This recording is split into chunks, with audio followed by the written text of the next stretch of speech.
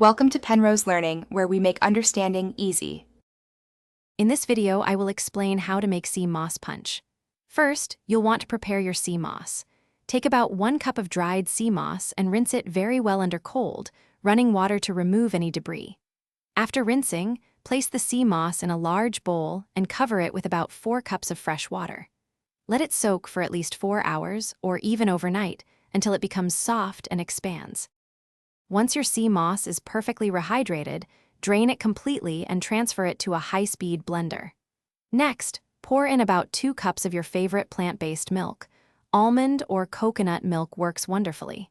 To enhance the flavor, add 1 teaspoon of pure vanilla extract.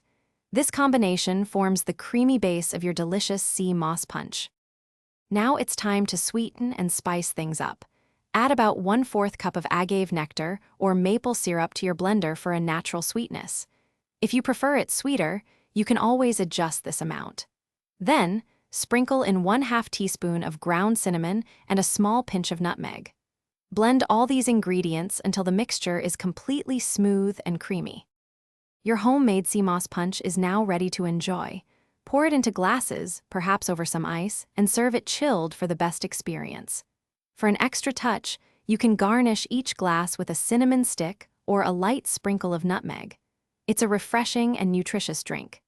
Don't forget to check the description below for a link to the Shark AI Ultra Robot Vacuum and other great deals. Thanks for watching. If this was helpful, leave a like and consider subscribing. See you next time.